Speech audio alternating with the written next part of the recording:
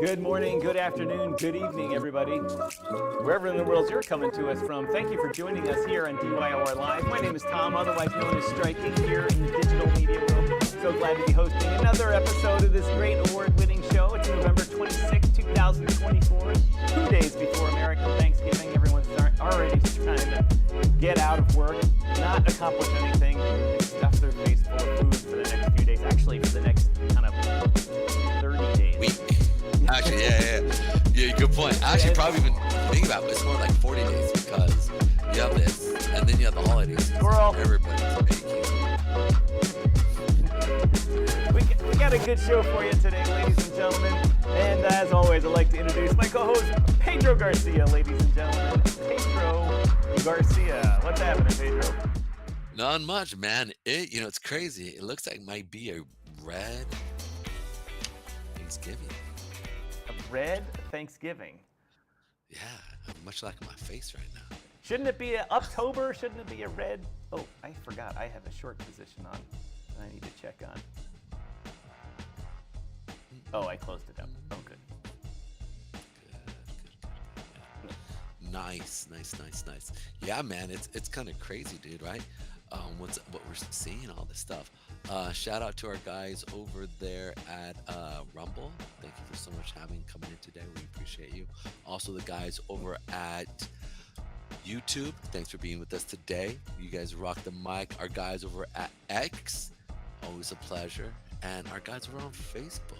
Thanks for coming in today. We appreciate you guys. If you guys could do us a quick favor and hit that like, subscribe, and share button, that always helps us out quite a bit.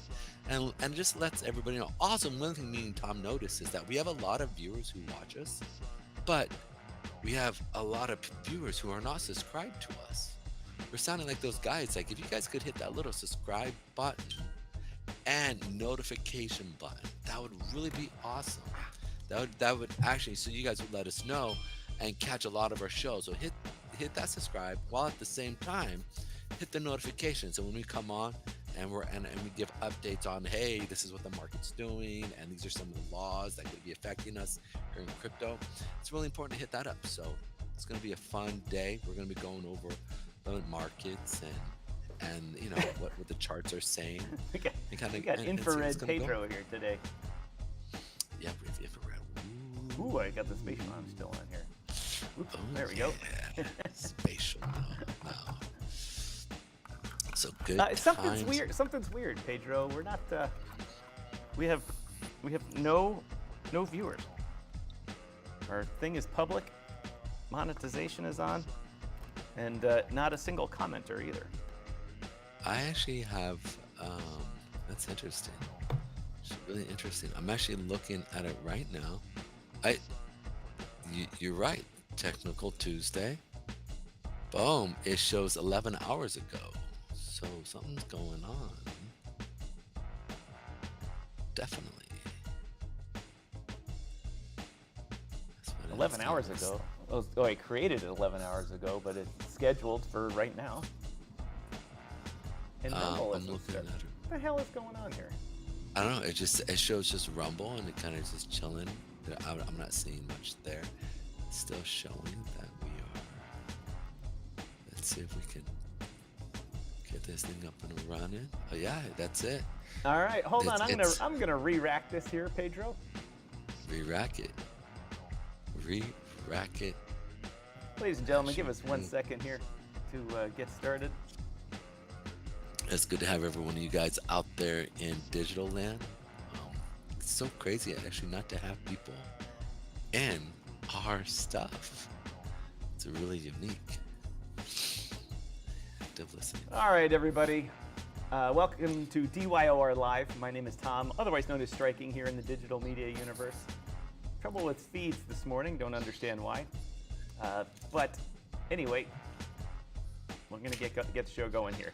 Welcome to the show, everybody. It's Tuesday, Technical Tuesday, November 26, 2024. Almost time for Christmas here. And we're getting 2 days here to Thanksgiving. Aha, I think the Rumble feed has started. And a good solid month long of overeating, overdrinking, and family get-togethers. That in some families it's a big thing and it's a fun thing and it's takes up a lot of time and everyone can't wait to see each other. In other families, you get people that voted for different people and wear that on their sleeves, and everyone hates each other. Pedro, yesterday I was getting my hair cut, and the barber, I was at a barber shop, and the barber next to me had a person on, and they were talking about getting together, Thanksgiving and stuff. And the barber actually said, no, it'll be it's terrible at my family because of politics. And it's the classic example of someone's extreme left and someone's extreme right, and they can't get along at all. I mean, oh no. Yeah. You know, Rumble's not. Do we even have? No, we have nobody on. We literally have nobody nowhere. Something is up here today. Rumble just keeps feeding me ads. Says we talked about some stuff. What do you have here? You used to have techno. You don't have anything but Trudeau. So I was wondering if it's because of Trudeau, like they're just. Oh man, yeah. I don't know what's going on here. That's a good question. We got it started here. Everything's good. Let me update the. Oh, you know what? Maybe details. No,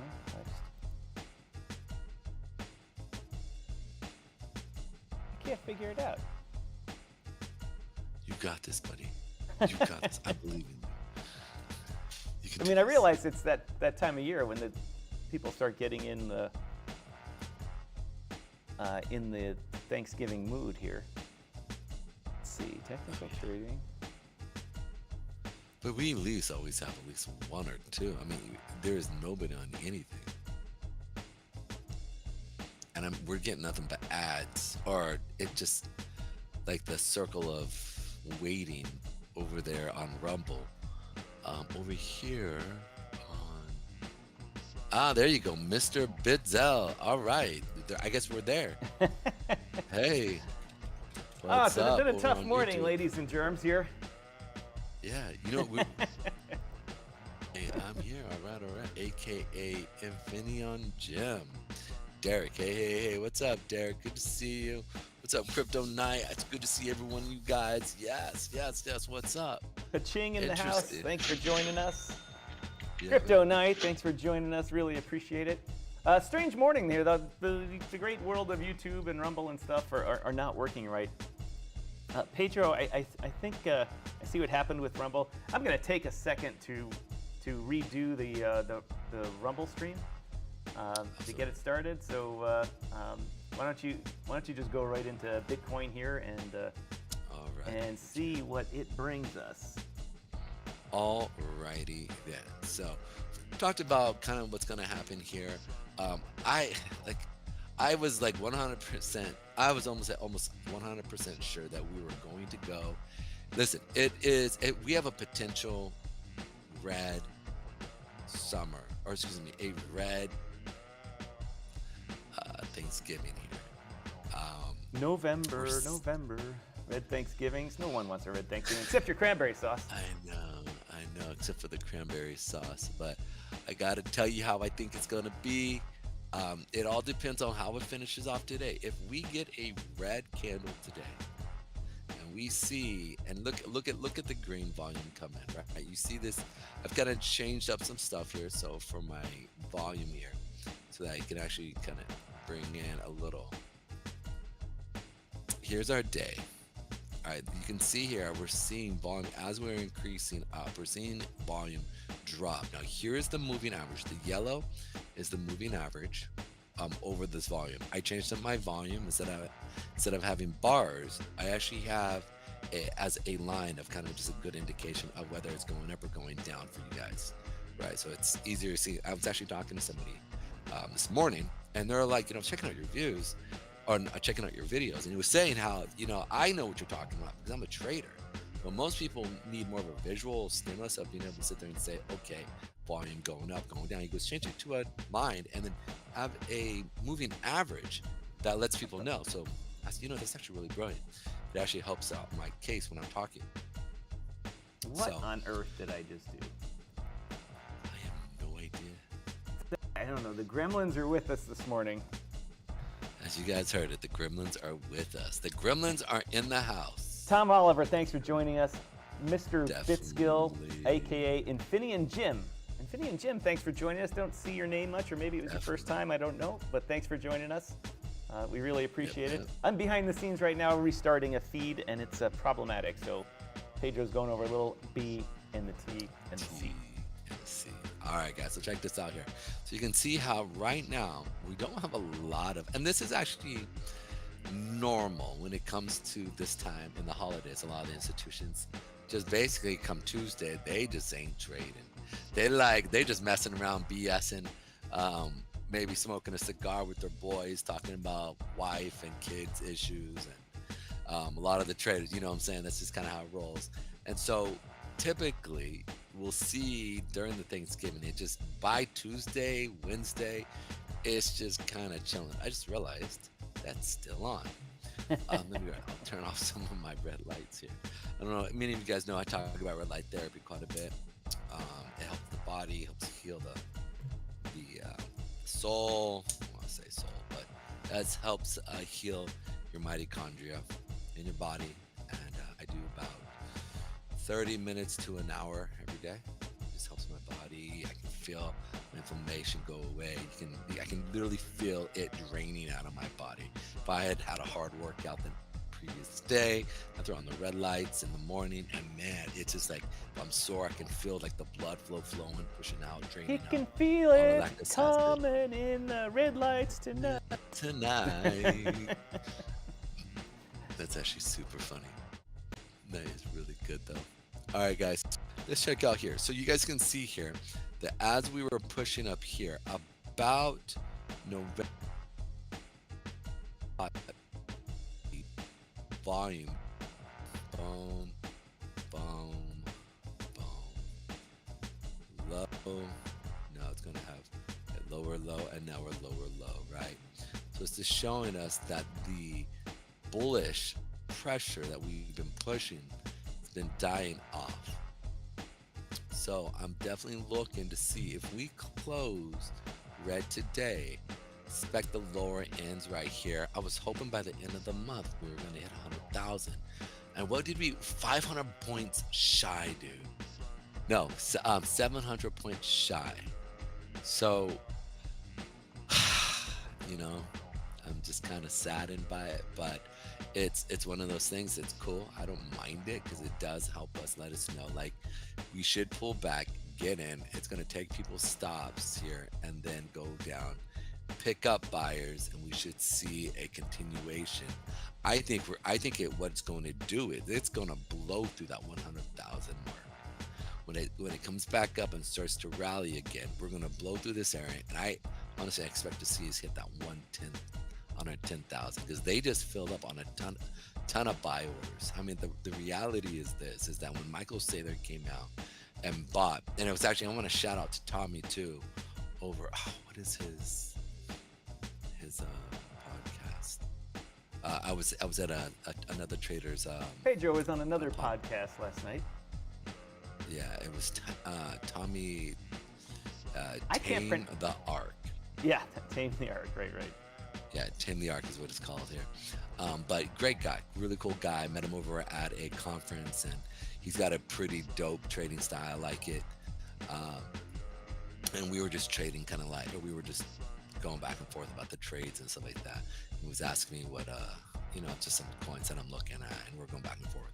But in that process, as we were talking, I said, "Yeah, man." I go. He started telling me how we all know Michael Saylor is the savior of Bitcoin, right? Like he's crypto Jesus, or he's Bitcoin Jesus, right? Even though I know there is another one, but he's the one who comes in and drops $4 billion at the top of the market, which is anybody knows like that is like the dumbest thing you could ever do. And so he was talking about how he's over leveraged, like he's how his portfolio is under, and we call this like top heavy, right? When you're in a trade, is when you top up instead of topping. Like most people know, hey, when do you typically fill up the cup of your coffee? It's at the bottom, right? It's kind of common sense that we're seeing things. That makes sense, right? But nope, not the voice again. We can't do the voice again. What are you talking about? And you started slipping into that voice from yesterday. I was like, I had PTSD. No. I'm sorry, my bad. Yeah. No. Okay, let me phrase this then. We are watching the market. I think what's happening is because there was so much money put up at top there that they absorbed his orders. And I think they might bottom out. And I think Tim the Arc, my boy Tommy over there, and he brought up a good point. Like they want, and a lot of traders know that a lot of the banks want Bitcoin to drop. Like they legitimately do. We've mentioned this now multiple times, right? Like between 10,000, 5,000 to 100,000. Bitcoin is at a steal for them. And you consider how most banks think as in like a 20, 30 year period, right? Like if you can get a 3x in a 20-year period, 2x in, I won't say 3x, we'll say 2, 4, 76, 2, 4. Because every 7 years, typically the market will double. So I'm thinking double for 7, 14 years, then that doubles, right? So that'd be 4, and then 8. So that'd be 8x is what they look over in a period. Potentially, it depends on how you see it, right? Like, is it every 7 years or every 12 years? How do you want to look at it? There's, because we've had some consolidation, but on really bull experiences, we see this. But I put it like this: over a period of 30 years to 20 years, what we typically see, right, in crypto in 4 years is what they experience in 20 years, right? 20, 30 years. Right, and so exactly. Most people, like, most crypto guys that are, most young kids, right, are like, come on, let's go. Give me my 10x, give me my 100x, right? Well, in traditional finance, that's not how it rolls. So in the same sense, they would love to see a 1 million Bitcoin. That would be for them 1 million Bitcoin from this level in 4 years, right? Or even 300,000 to 500,000. It would in 4 years would be like, oh my goodness, that would be phenomenal. Yeah, absolutely phenomenal for them. So it's just one of those things you want to sit there and say. When I'm looking at the market, I'm just expecting. They saw the market rallying, saw all these people coming in and FOMOing it, and so they took the other side. And you saw it, right? Like you saw here, things kind of just slowing down here from last week, and for this Sunday, and we're starting to come down. This has gotta end either. If it ends red, I'm expecting this to come back down and tap that 20 period moving average, which is gonna be that 89, and then we'll hit that 88 to 87 mark. And then we'll gauge what's going to happen there. So, but if this starts to go red, I'm expecting this to go down here. If this stays green, we're going to have to come up and test this 8-period moving average. And this potentially could have been the test, and then to continue down. So it's just a little complicated here. It's not so black and white here right now, because there's a lot of stuff going on. You have Michael Saylor just topping off over here. and then at the most worst time, at its all-time highs. And as Tommy says at Tame the Yard, potentially I see on the CME, there are a lot of shorts. There absolutely are a lot of shorts stepping in right now. So a lot of people are expecting this potentially to come down to that 89, if not further down to that 82 area, which we've talked about here on the show multiple times. So, and I said potentially we could see even come down to that 75,000 here at the previous highs that we're sitting right here. So a lot of people would sit there and be like, no, but again, this will allow you to be able to pick up a ton of altcoins as we see the sell-off. The other part behind it as well is this. We're now seeing Shiba, not Shiba, excuse me, I missed Sol. We're starting to see Sol here. Came up, bounced, and then now, and this we were taking this short here yesterday, which we would have got in right, where was it, right here is when we would have got in. We would have got out around here. It finally sold through our area here. Let's take that off here. And then the next part of this is really to follow what's going to happen. So as it puts in the next leg down into this market here, I'm expecting to see us come back, and on the 4 hour, you can see how we're below the 50 period moving average. And you can already see how the 50 period moving average is starting to point down on Sol. So for me, all you guys know, like, you know, that 50 period moving average is an important area for me. And so I'm starting to see it pull down. I gotta interrupt you for a second here. I was waiting for a good break to do this, but oh yeah, just jump in, please. But I'm not. I'm just gonna. You were just on a roll, so I have to stop you. Yeah. We're gonna. I rebuilt the Rumble thing. Last night when I created it, it started for 1.1 millisecond or something and ended, and I don't know why it did. But I'm gonna hit this button now, and we're gonna get started. So I'm gonna start by welcoming. Bring us right in. Got it.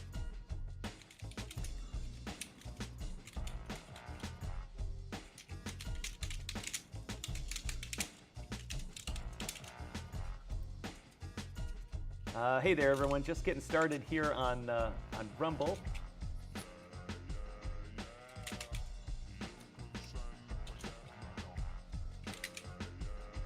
Ladies and gentlemen of Rumble, thanks for joining our stream today. We got the Rumble one started a little late, but we've jumped past the intros for the whole show. This is Pedro Garcia in the box up above. My name is Tom, otherwise known as Striking here in the digital media world. This is the show DYOR Live, Technical Tuesday edition, where we go over charts about crypto projects, and we help bring new people that have new eyeballs on Bitcoin now as a result of the election and all the fuss about it into the crypto world, and we teach them about what's going on with in the news, why it affects you, and we answer questions if you want to learn about it. If you're watching this on the replay, drop some comments down below or come by tomorrow and watch our shows. But anyway, thanks for joining us. Pedro Garcia is right in the middle of reviewing Solana, so Pedro, continue on. Alrighty. Actually, we'll do a quick little recap for our Rumble viewers there. Long story short, we're coming off of the highs here. And because there were so many buys trying to top it off, the institutions are coming in and they're looking to short and push the market down is basically where we're at right now.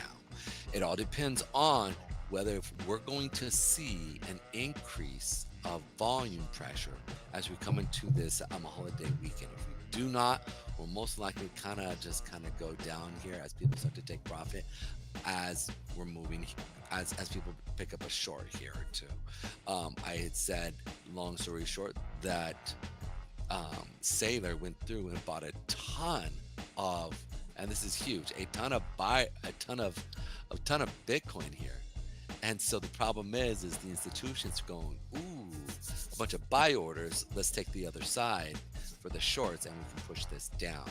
And they already know that the man is in trouble, right? Because he's literally borrowing money at 0%, right? He's getting bonds so that he can just get a good price on these. So that is what he's doing on the MicroStrategy side, how he's able to pick up more Bitcoin and where he's buying it, but he's top heavy. So Mr. Tommy Tame the Yard, whose show I was on last night after our show, went through and said, you know what, that's a great opportunity to short a stock and make a ton of cash. And And so I think he's potentially right. I think they're gunning after Sailor. Well, his I think stock they did are. come back 30. Do you have MicroStrategy up now? Yeah, I can pull it up here right now real quick. Here we go. Yeah, here you go. This is it. Today, this morning, it tried to go up, and man, it just sold off again. You know, like and it's dropped from last Thursday from 543 all the way down to $379. God, the people that made options on buying puts. Oh my word. Yeah, that is such a huge. I mean, you just see it like that. That's a huge little thing there. So I find it very interesting that they did what they did, and it's real interesting as they come in, as they're dropping this market for MicroStrategy. Will it affect Bitcoin?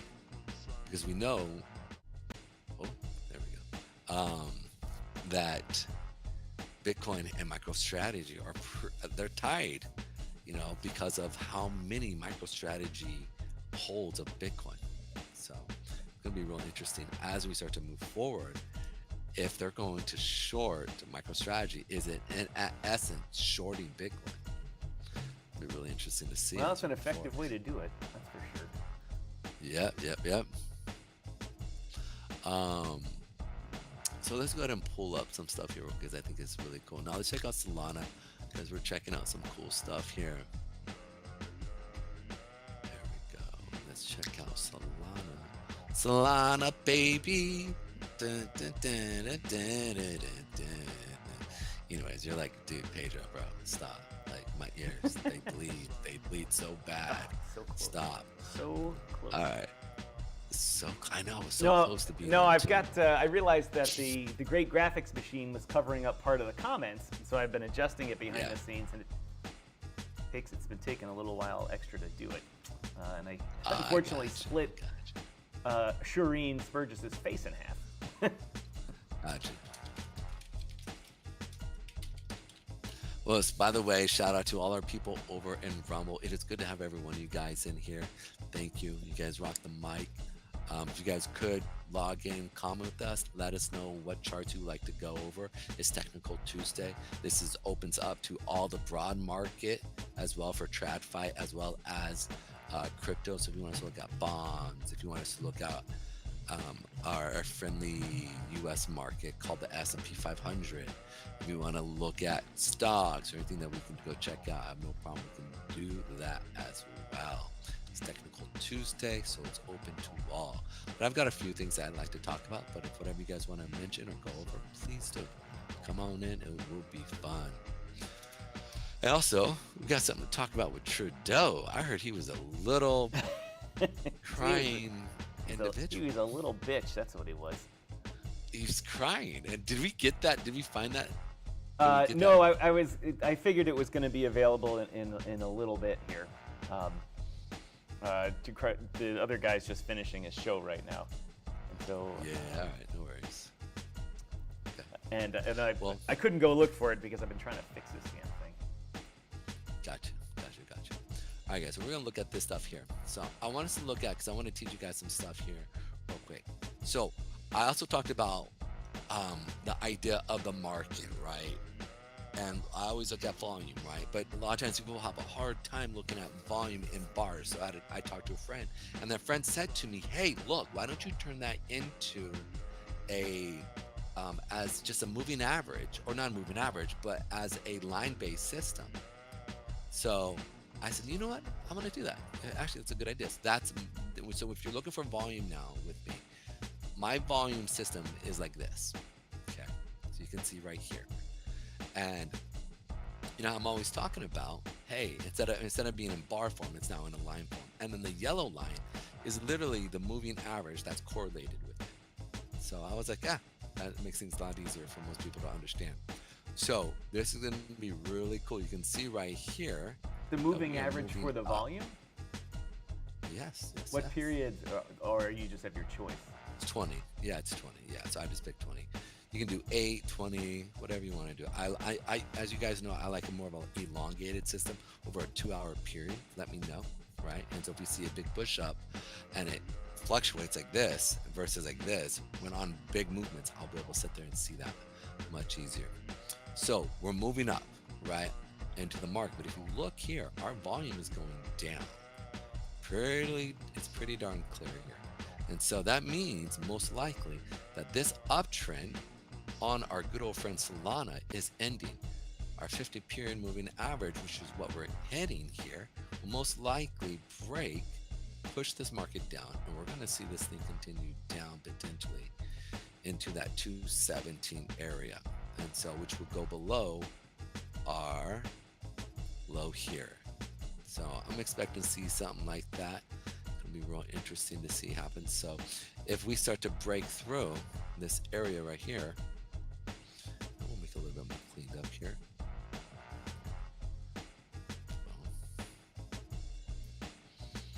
Come on, buddy. Only $109 billion on the market cap for Solana. Yeah. Chumps. Only. Only. $9 billion. All right, guys. So this is what I'm looking for, to see us pop below this. So we'll go right here. Here is our good old area. We want to see this thing hit right here, and we're going to see this thing drop. Always expect some type of retrace. Boom. Then continue down. Right. From this area, we want to sit there in. Gosh, give me 1 second. Let's go ahead and move it right there. This is where we're looking to go ahead and take our short here.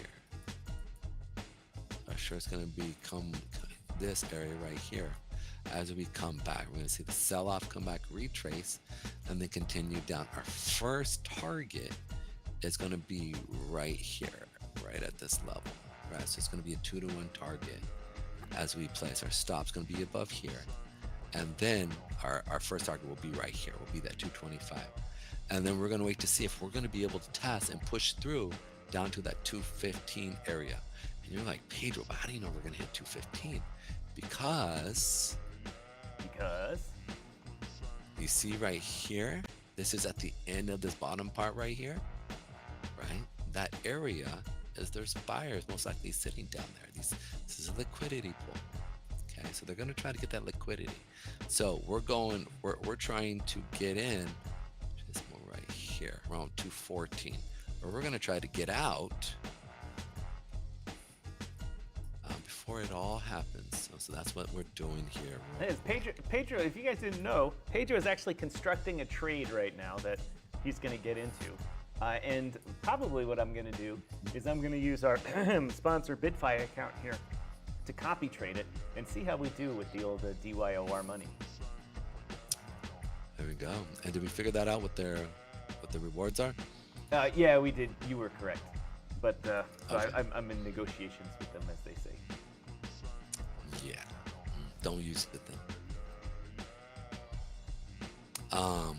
But so we'll go through right here. We'll play this right here, and then we'll follow through right here. And this is what I'm looking for. Like I said, our first target is gonna be right there. Right, it's gonna be a little 2-to-1 ratio. We're looking to take part of this trade as it happens, and then if it goes further past our low area right here, where we have support, potential support, then right here, that's that area, and probably shoot through, come back, and follow down into our area right here for Solana. Boom. That's it in a nutshell. Constructing the trade before it happens. Let's go ahead and take a screenshot of that. Here, hold on. Don't click off of it. I'll grab the screenshot also on the studio end here. I'm actually going through and giving it to you right now. No, I mean I have a different way of doing it that I just right. I hit a button and it goes into an archive. Oh, dope. Awesome. So I like it. There we go. And the reason why is we're watching our the market pushing up while the volume is dying down, momentum is dying down.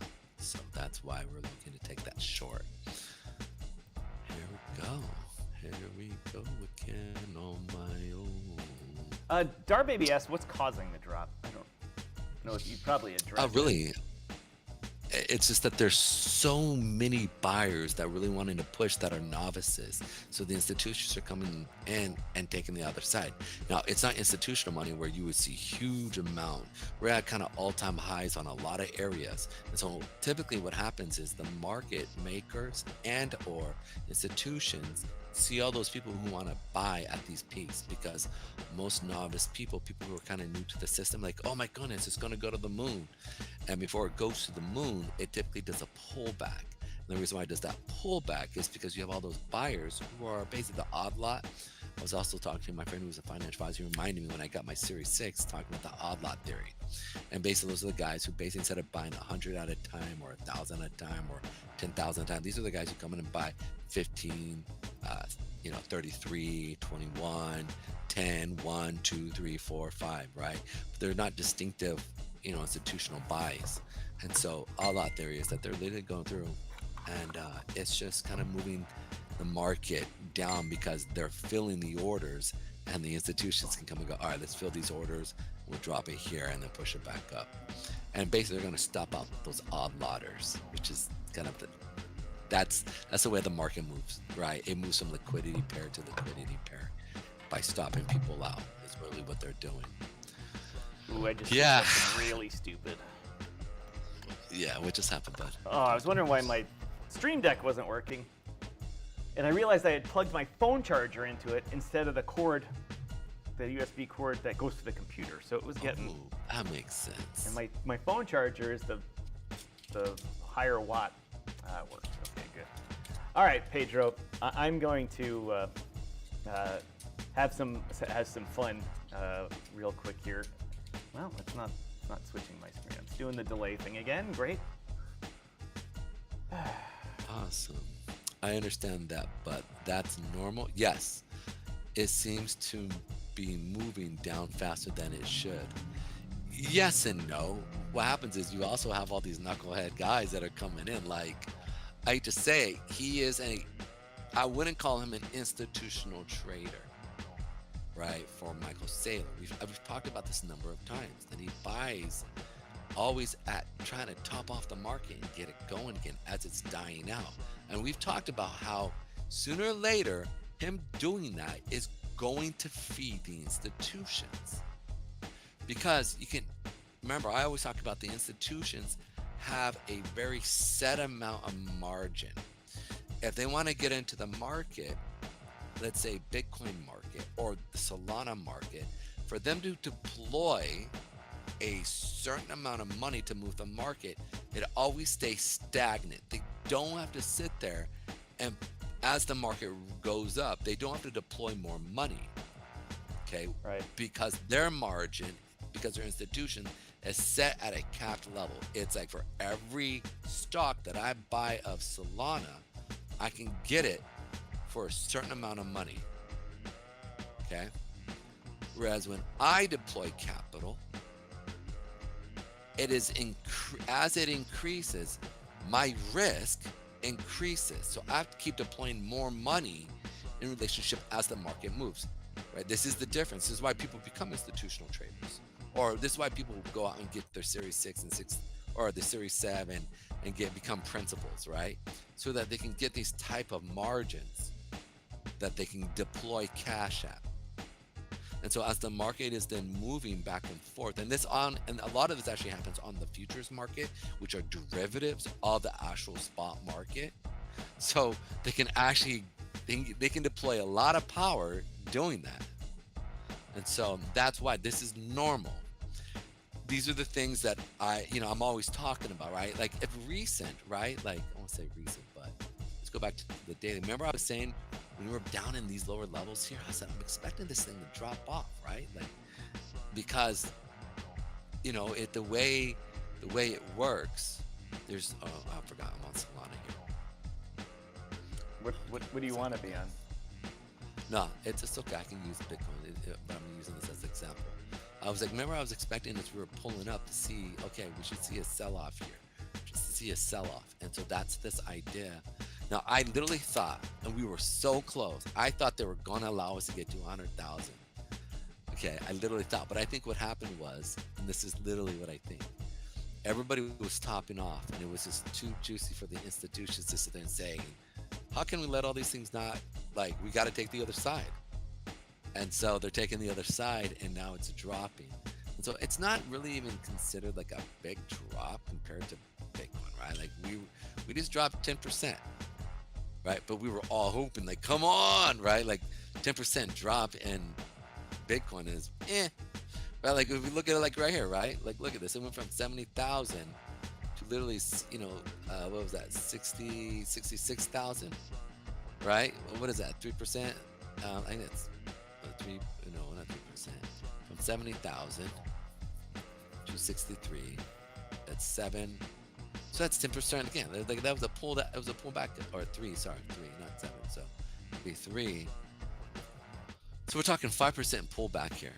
I mean, that's a big pullback if you think about in the markets, right? Or look at this right here. I mean, the market at 69,000. We saw a pull back to 40,000, right? Like it was literally a 20% pullback. 20-30% pullback as it was coming down, but this is normal. So the fact is that we were kind of let down. They kind of took the other side of the trade. We were hoping for the 100,000, which I was too. I was like, let's go. But I like, who was it that said, yo, Pedro, you're too bullish, I don't like it? Hey, was that Jesus the backstabber? Yeah, I think so. Yeah. This move down is nuts. Yeah, exactly. Yeah. Lunchables, absolutely. They wreck a lot of newbies using 50x. Yeah, absolutely. That good point, my brother. Good point, Lunchable. I like it. I like it a lot. So that's important to pay attention. Pedro, but it's not. I find. Oh, I'm sorry. Go on. You finish your talk.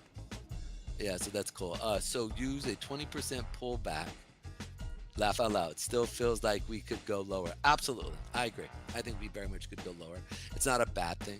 You know what I'm saying? Again, for us, that just means you get to load up on. And so this is kind of like where I want to get into some XRP, right? Like if you're looking to pick up on some XRP, another thing. So yeah, that's about it. We'll go over that. Go ahead, Tom. What you were going to say? I actually got to have a bio break right here. All right. We need to go to commercial. Yeah, we'll do that right now. Ladies and gentlemen, we'll be right back after these messages.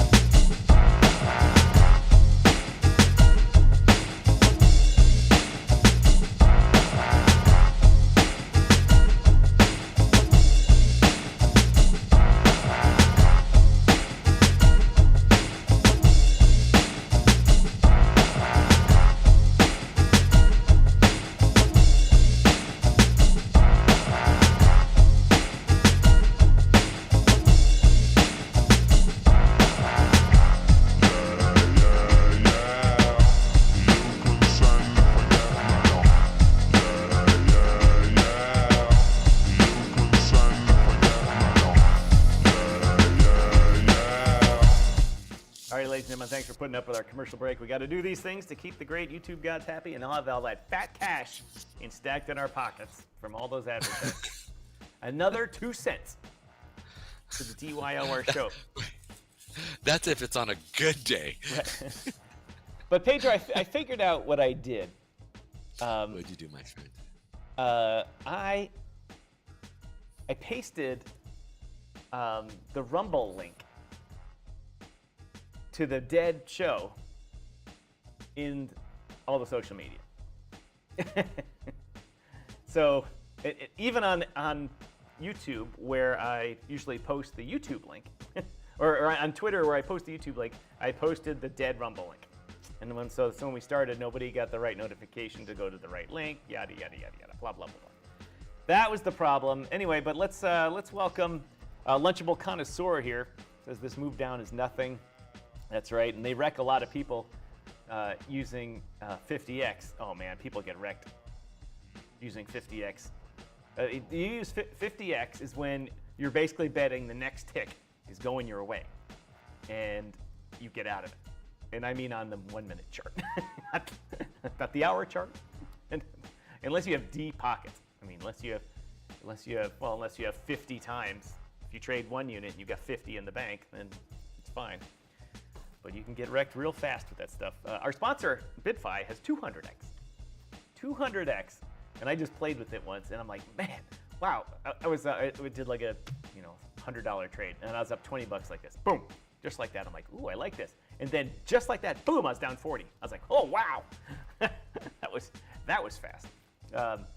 So you have to be in and out, and you have to have low fees, and you get low fees if you use our link here to sign up for BitFi. Pedro, we have 31 people that have signed up because of this link. You're on mute. 31 people, which is I don't check the affiliate center that much because we're small. Growing because we're growing, and we don't have the sign-ups big channels do, like Crypto Lifer gets zillions of views and sign-ups. But we had 31 people sign up, but only 3 of the accounts are actually trading, and most of them are small. So we got to talk to everyone that is signed up there. We're probably gonna have to run some kind of contest or something like that to get people trading. Lunchable Connoisseur says, I remember when Terra Luna came out and I was doing 100x with like $100. And you just click buy and sell like a slot machine. Yes, exactly. I just got a text from my son. Sorry. It is okay. Sometimes sometimes your son goes through and texts, and it's good to pick up. But I think jumping back to these movements in the market, I like a few of these coins here. These coins are looking pretty hot. And again.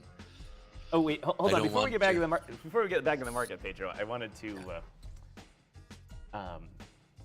to switch over and do this thing from yesterday. Yesterday we talked on the show, and there's not a lot of you out there watching today from yesterday because I screwed up the social media links and our viewership is so far down. But yesterday we did. We talked a little bit about politics and why the Democrats had lost, and I was saying, what the party needed was to have someone that was senior just to come in and say, no, don't do any of that stupid stuff that you guys are doing. You just need to do this, and win the election. Act like a normal political party. Don't alienate people. Try to get everybody to come in. And it was when talking about crypto. Crypto was such a big wedge issue that Ms. Harris just avoided the subject. She just didn't want to talk about it because she had Elizabeth Warren and the whole crew talking about how crypto is evil. It's North Korea, blah blah blah blah blah. And many of the old people, many of the old people, the thinking was they listened to Elizabeth Warren because she's old. And so they believe that type of stuff. And there are people, trust me, there are people that believe it. I hear from them in the DMs. So we talked about they needed someone to come in and say, look, we need to take this issue off the table. Let's get it off the table. For the next election, we're going to be pro that. Or we're just going to, extract stuff out of the Republicans to be pro for it. Anyway, so my point was that they needed a senior guy to come in and say, that was bullcrap. Well, on the Crowder show this morning, you got to just see this, because it's the political strategist James Carville talking about what should have happened and if he was in charge. Immediately let me know if you guys can hear this or not. Speaking of material, James Carville gave some very sage advice. Oh my gosh. I like James Carville. Is he a lefty? Yes, but you do have to respect what you are about to watch. He talks about life, running a campaign, and progressives at this year's Politicon, the Ragin' Cajun, who I really do appreciate. If I told my mama, Mama, I got to slap you to win, and she said, son, is that going to help you close the sale? I said, yes, ma'am. She said, go ahead and slap me. Go ahead and slap me. You do anything you can to win. That's her hoodie, too. Understand that. And let me tell you, So I beat the shit out of her. huge error. Still on. He's getting to the point here. Is when people said campaigns need to reflect progressive values. No, they don't. No, they don't. No, they Campaigns are authoritarian by their nature. And if I were running a 2028 campaign and I had some little snot-nosed 23-year-old saying I'm going to resign if you don't do this, not only would I fire that mother on the spot, I would find out who hired them and fire that person on the spot. And they find their mama and I slap her, Really too. not interested in your uninformed, stupid, jackass opinion as to whether you go on Joe Rogan or not. But I guess the progressives now have their dream. We're more of a coastal party, and we've gotten rid of these moderates, and maybe you can all sit around some coffee house in Lower Manhattan and celebrate how f***ing smart you all are. I just love that. I love it when I'm right without realizing it, because on this show we speak extemporaneously. We just go with the flow and say things. And I hadn't been thinking about that. I was just like, that's what they needed.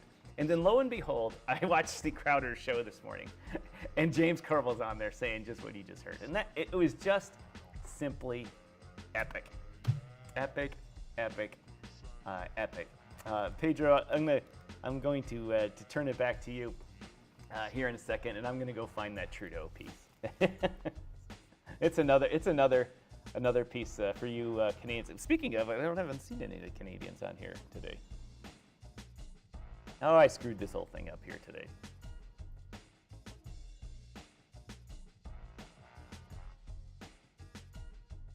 You're on mute, my friend.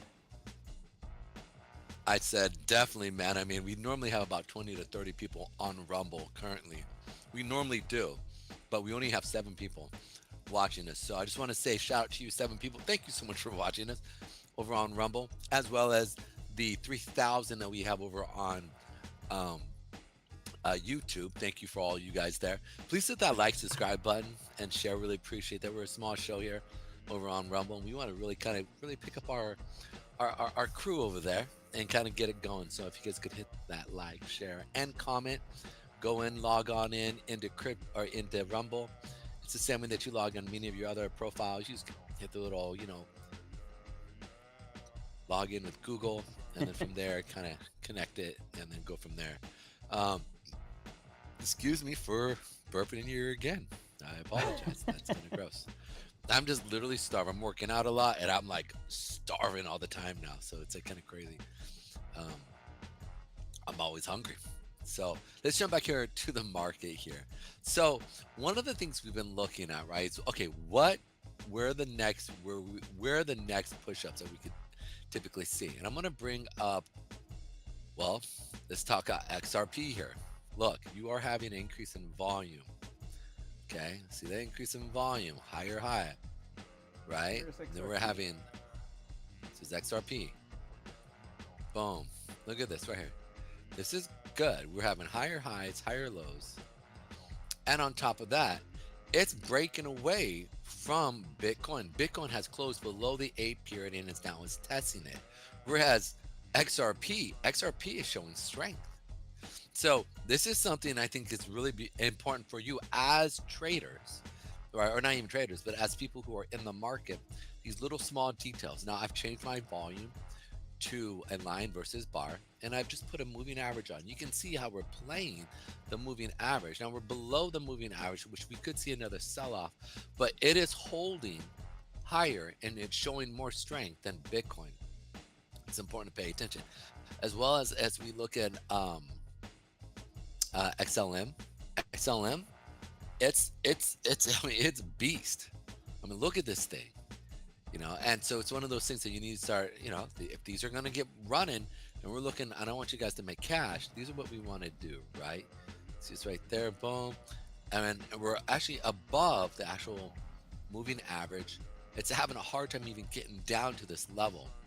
So XLM is showing some great strength. So we could potentially see some big moves off of Stellar and also XRP. So make sure you guys are paying attention to those things right now. As traders, it's definitely one of those ones I'm looking to be playing against, or not playing against, but playing with as it moves back up and to hit that next 75, not 70, but 79 to 93 cent area. I'm going to remove these right here because these got blown through with good volume. So What are you on now, Stellar? Yeah, this is Stellar, but I'm about to move on here real quick again to our good old friend, as all you guys always like looking at. Here we are. Where are you at? And this is, again, these aren't getting a lot of play here, but again, I don't think it's done with its cycle. The ICP area here, we're selling off from that 13 down to that 10. I want to pick up a little bit more as it comes down to the 7 and also 6 area. And so just be paying attention to that. We've cleared out through the supply area here over the last couple months that we've been playing against. And again, we very much could see another push up with ICP to hit that $21 and most likely get up to the next level, which is going to be maybe that $58 mark. So I'm looking to get a 10x here, hopefully. A 10x? I'd love to see this. Yeah. Yeah, it was so Take loud, your dude. money I out was of like, it. "Holy shit." I don't know. My Literally mic went threw from him. being dull to very loud. So Sorry, it's okay. It's all right. You're good. You're good. So, I'm hoping for a 10x here. So we're sitting at, we'll probably come down to that $9 mark area, $8.50, $9 mark. And again, I think we very much could see it at least 80. Most likely, I mean, it could potentially hit another $400 or $500 mark, right? With what it's doing, right? It's got a lot of AI stuff. We know that there's going to be a lot of money into crypto. We know there's going to be a lot of money into AI. The government's made it very clear that they're almost creating a new Manhattan project called AI, right? And Trump has made it pretty clear that we need to really kind of put a lot of focus in on this and be the first one to create it, just like, or the first one to get to the moon, the first one to create the atomic bomb, right? Like, we've got money. Yes, we're in debt, but if we Saul anyways, in the house. Thanks for joining us from the GSB crew. GameStop Bets. Thanks for joining us, Saul.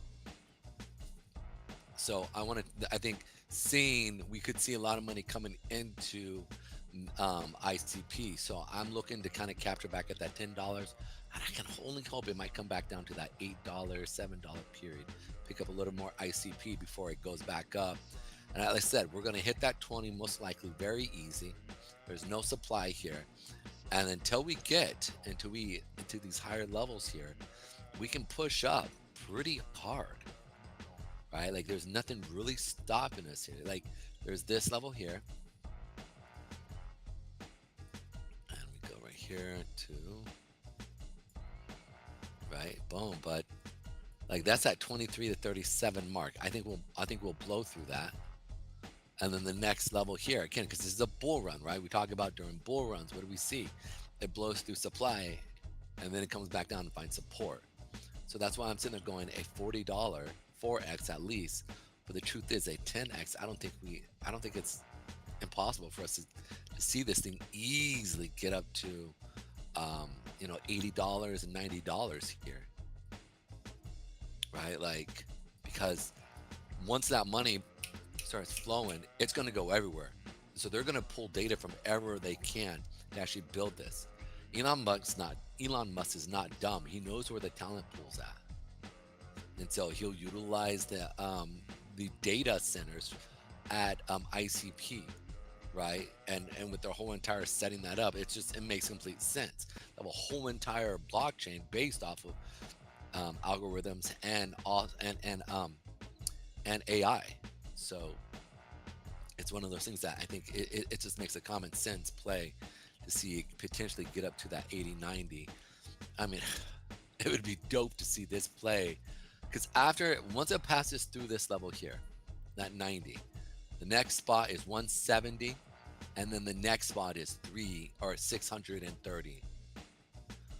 Like, you can see, like, there's not, it potentially, there's a couple shots, but it'll blow through this, come back, find support at that 40, and go to that $80 mark fairly easy. And then after that, we'll probably come back down and then push back up until we hit these higher time frame moving these higher time frame supply and demand zones. But there's really not a lot here. We have one right here. I forgot. Boom.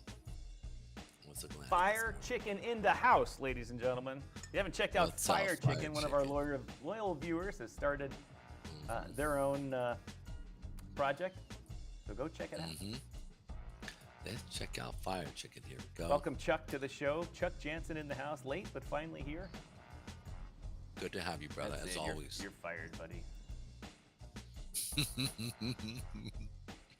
All right, so let's check out Fire Chicken.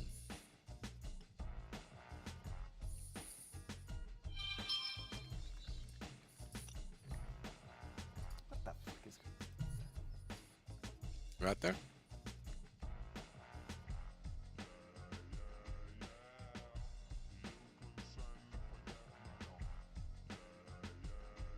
Fire Alrighty, man. Chicken. Look at this right here.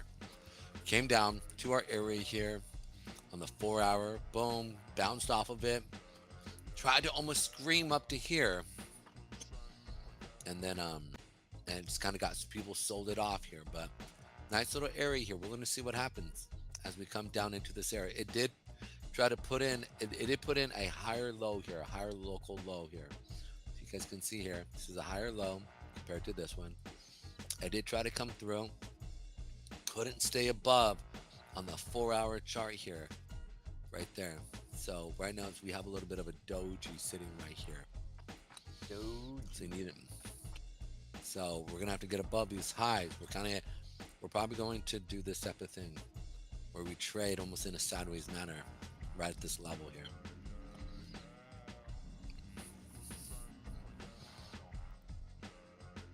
Fire Chicken. Fire Chicken needs some fire. That's what it needs. It needs some fire and some volume. All right, while you're munching on that, Pedro, I'm gonna go find the other bit here, and that's 5 minutes or so. Alrighty. That's actually, is that the one with Trudeau crying? Yeah. Me and Tom were talking about this. Like, there's only, and I don't like toxic masculinity. I think it's really bad. I've seen it done growing up, where it's just can it destroy a person, a child. I think this is a really bold move on him, and it can potentially. Sorry, I didn't mean to play it. But here's the thing, though. There's a point where it's just like, when you cry, though, as a guy, when other guys see you cry, we start to pull your man card. If you're crying for real issues outside of you losing your wife, you losing your kid, or your business. And even your business, we're like, yo, get to work. That's the way that's how men work, right? Like, women, you guys get it a lot easier, right? And I'm not saying that's a good thing or a bad thing. It's just our society, right? And so as men, we know, like, we complain, people don't listen to us, right? Like, they just don't, right? So it's like, hey, they say, shut up, get to work. And so when you see another man cry on open, I guess this has happened. I've looked it up. Trudeau crying. Dude, this man has been crying for a long time. He's done it now multiple times. I'm like, oh my goodness. And dude, we're talking like giant alligator tears crying, bro. Like, you're like, oh dear Lord, what's wrong with you, bro? Oh, Anyways. man, I can't find this. So here we are. Holy. For some reason, they made this hard to find. I wrote down where in the video it was, and I know this is so exciting, viewers, but stick with me. All right, so let's jump back here to the market. So yeah, Fire Chicken, we're kind of going sideways here. It's looking fairly okay, right? We want to see it kind of come in and start to pump a little, see what happens there. While we're here, let's check out Quant. See what's going on with Quant here. Oh, I'm in the wrong spot. Okay, got it decimated. 65, 45.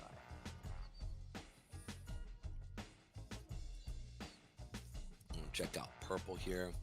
I went over Purple last night. Real interesting with it. What's actually going on? I know there's a lot of KOLs that are starting to talk about Purple, so a little bit of a hidden jewel here for our guides. Came down here from last night. I'm waiting for it to tap this area here. This is weird. This should have. Price is that in market cap? Did I put that in? Yeah, right here. So this is the area that we hit here. Check out that 4-hour zone we marked out, which was right here. Boom, came in. Probably come and tap that 53,000 area. I'm looking to pick up a smaller bag here and then a smaller bag down at these lower levels. This is Purple on Sol, and hopefully we'll be able to catch it to the top here. So see what happens there. Let's jump back here to the major coins here. So one of the things I want to bring up here also in relationship to what we're seeing here is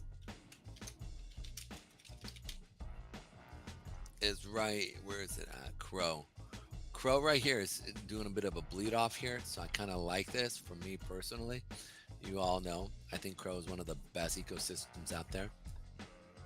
I think they rival with Coinbase as well as Binance, but they're a central exchange, but also a decentralized exchange, like we've seen with a lot of these other ones. So we're interested to see what they're doing.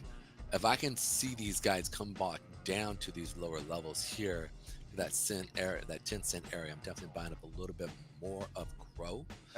What's causing them to pull back? Just coming back to what's that moving average on your chart they just came back to?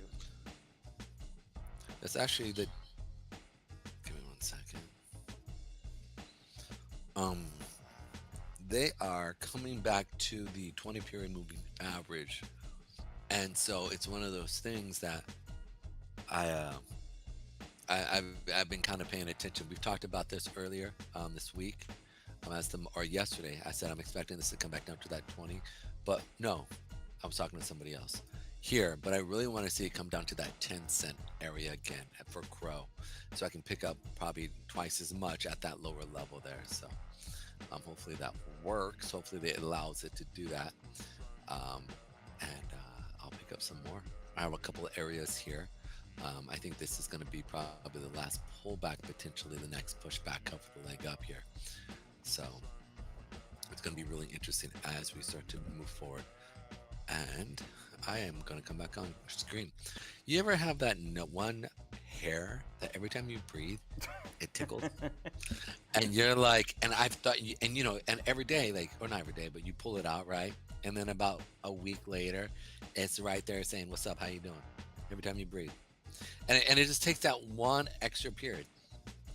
And it was like, last night I didn't really feel it, but this morning I started feeling it. But now when I got on the show, every time I would sit there and talk, it was just like, "Hey, what's up? I'm here today. What's going on? How you doing? What's up? What's up? I want to be part of the show. What's up, buddy?" And it was just kept and I was like, "Oh dear Lord, help me, please.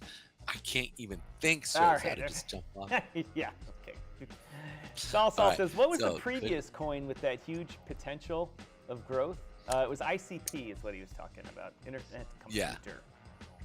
Are we talking about Purple? Or are we talking about ICP here? I think she's talking about ICP when you said that there was the 10x. Well, it could be Purple. Oh yeah. should be. Yeah, so I like purple just here real quick, and this is something that I'm looking at. It's on Sol. It's purple on Sol is what it's called. If you guys are looking again, I saw a good friend of mine posted it in the in a thing that I was looking. I wouldn't call him a good friend, but it was a friend of mine that I know of. That's the contract for purple. And then the other one that I'm looking at as well as is ICP.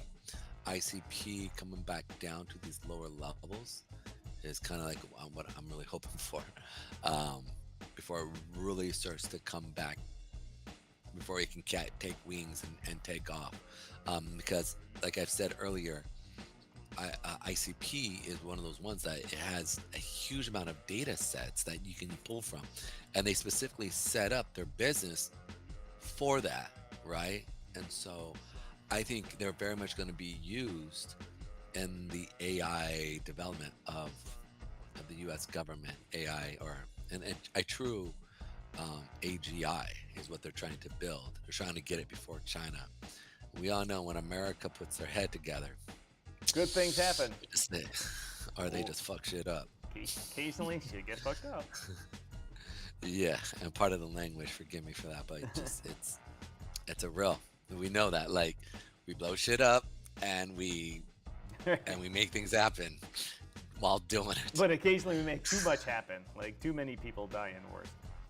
Oops. Yeah. Let's see. I'm gonna bring it back for another funny thing. I was hoping Crypto Mike was here and stuff, but he's out. And a bunch of our Canadians are not here today. Yeah, I can see that. Judas is back. Thank you for. Judas says it's ICP insane clown posse. One of the things that Mr. Trump has been using as leverage. He's not the president yet, and his social media sets the tone for what he's going to be talking about. And recently, he posted about. He's going to stop the immigration. He's going to stop the illegal immigration. He's going to stop the fentanyl coming in from China, and he's going to stop. There's even illegal immigration from Canada, because Canada lets just about everyone in, and then they just come down to the U.S. because the border is so open and stuff. And what he wants Mexico to do is start doing the work and just not letting all these people from other countries just walk through the country in caravans and come to the U.S. He wants them to turn them away, but these people get bribed. The coyotes make tons of money. It's a business, even within the government officials. And in Canada, it's a different thing. They import people into Canada to do what the Democrats are doing here to help the liberal vote. And so they're trying to use immigration to boost their numbers. And it's not working because the people they immigrated or have been immigrating are going vote conservative. But anyway, on Steve Crowder's show here this morning, he showed what the leader of a free world. Pedro and I were talking about this before. He's talking about when someone cries. There's a time to cry for a world leader, and there's a time not to cry. And one of them was talking about financial policy. That, as you may suspect, would be the time not to cry. So, and as always, if you don't hear anything, please let me know. Let us know. Well, here's what Donald Trump, and he's aware of it. It can actually affect markets. He said, as everyone is aware, thousands of people are pouring through Mexico and Canada, bringing crime and drugs at levels never seen before. Right now, a caravan coming from Mexico, not Dodge, composed of thousands of people, a Pacifica as well, seemed to be unstoppable in its quest to come through our currently open border. On January 20th, as one of my many first executive orders, I will sign all necessary legal documents to charge Mexico and Canada a 25% tariff on all products coming into the USA and its ridiculous open borders. And it'll stay in effect until drugs and illegal influx, until that stops. And upon hearing the news, I should be clear, Prime Minister Trudeau of Canada had this to say.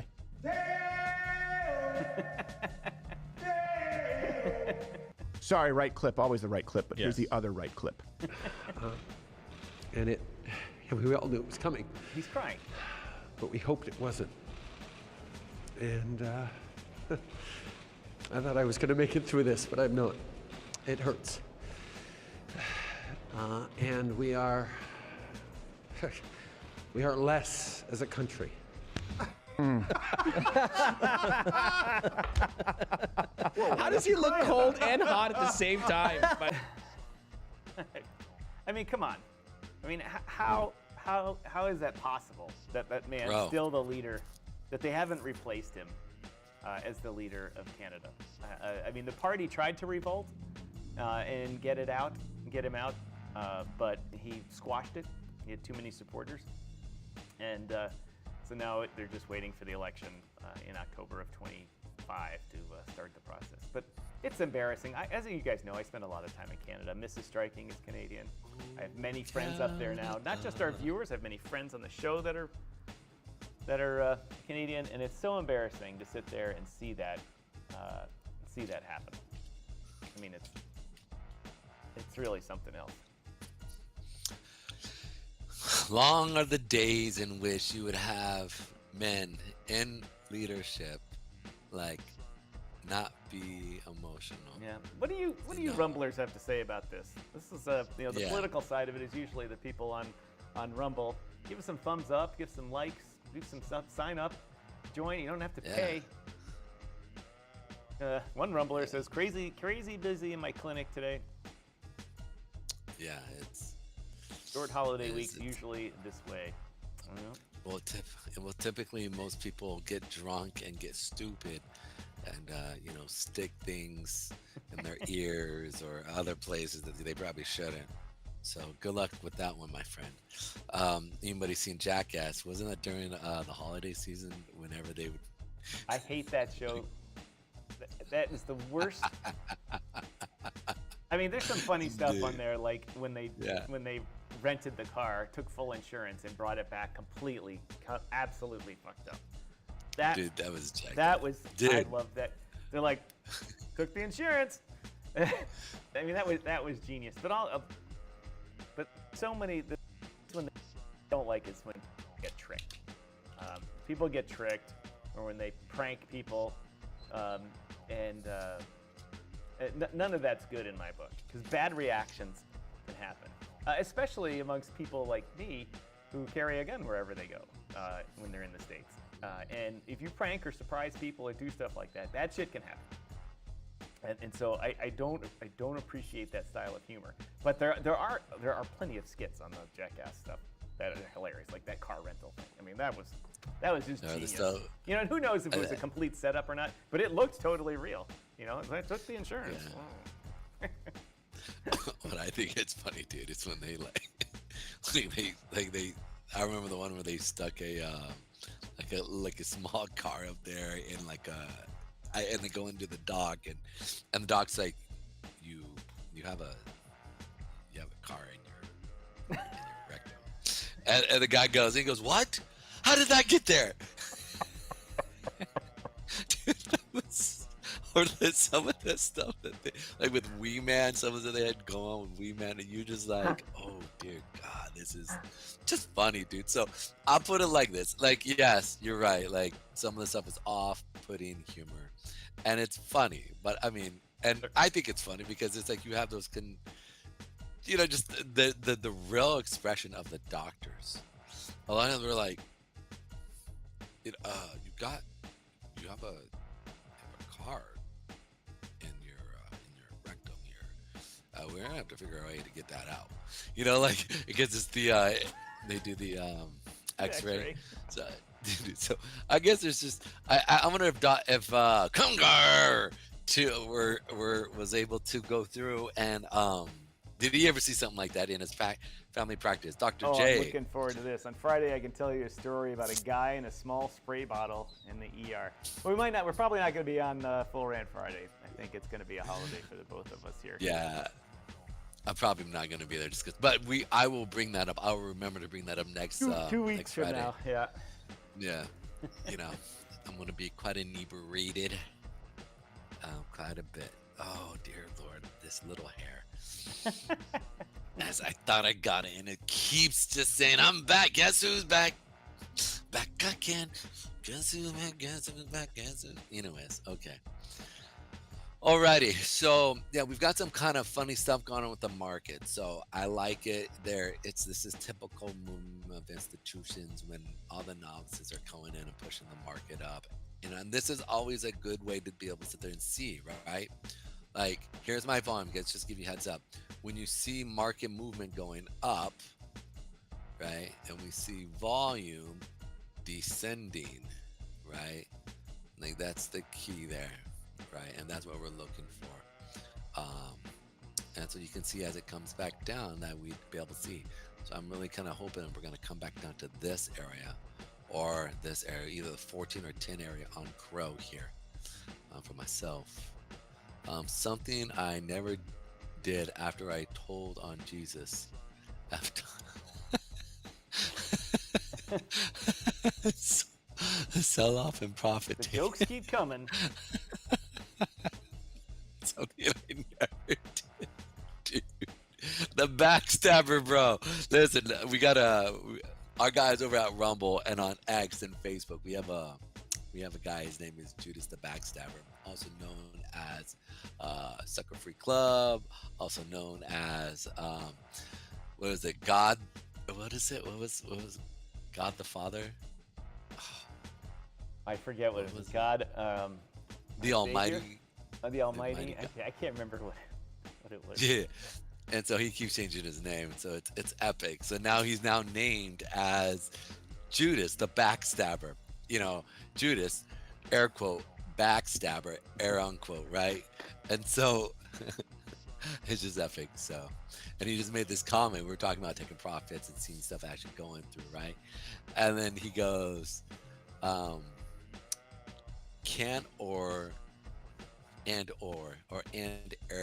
damn, sell off and profit taking, something I never did after I told on Jesus, effed up. So that was well played, I gotta admit. Judas the backstabber, that is funny. That is actually really Let's see funny. if I can bring. Hold on, I'm trying to figure out why.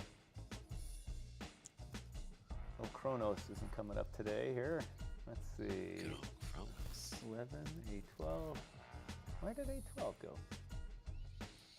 Oh, where did A12 go? Oh, where did A12 go? Oh, where, over there, but where did A12 go? Today is just day. It's just messed up today.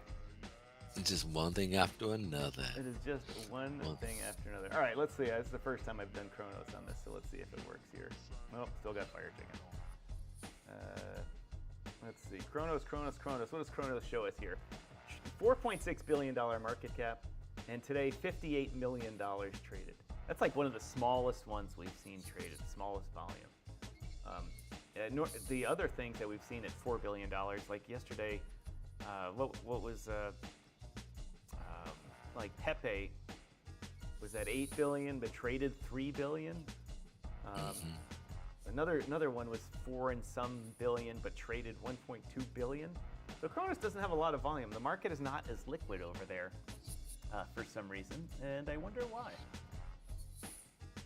Let's actually check out our trade here. So we talked about this trade here on Pepe of it going up. So we came down and hit our area. And I said, guys, our first target is going to be, hopefully you guys took this trade on Pepe, is going to be right up here as we come down and hit that 8 period moving average. So we did that.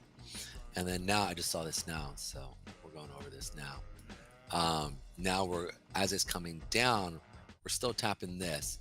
Remember, I said I want you to move your stop to the local low, which is going to be right here, right? So they just turned into a nice little trade here on Pepe. So hopefully you guys took part of that. Dude, I can't wait to where we can actually start to find a good exchange that will actually let us trade a one-to-one system, or we just do it on our own. But what do you mean a one-to-one system?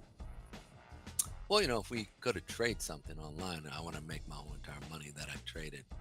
But I mean, I'm just saying that, putting that out there, myself as a trader. But anyhow,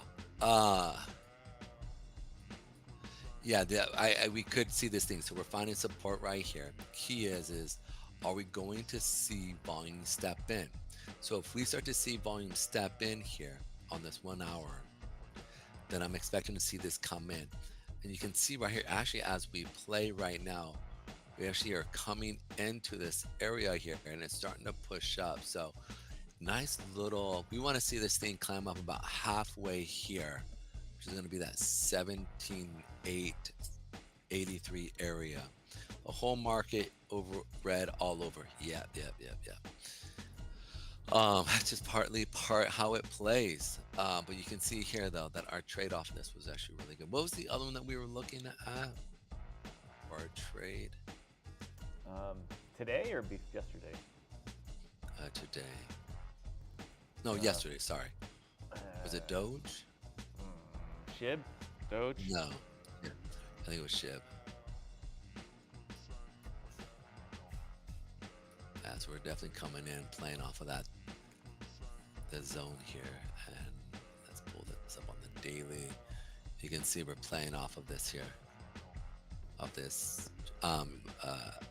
I guess this would be what you call a flag, right? I don't really like to trade off of those, but especially when it works with my trading strategy, I typically will apply them when it comes to it.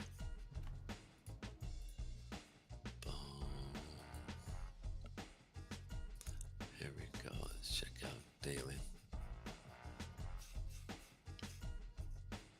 We can even hear your mouse wheel. I am a rough guy. I apologize if I'm not one of those like smooth dudes who want to come in and be like, yeah, that's what's happening to play. That's nothing No, with dude. you. It's just I am your a equipment. rowdy bout dude. You got the louder. Chuck over here went and bought the quiet mouse so we could click away, and then and keyboard. And Pedro has that clickety clickety clickety clickety. He's writing the telegrams in World War II. We're sorry, your son has perished.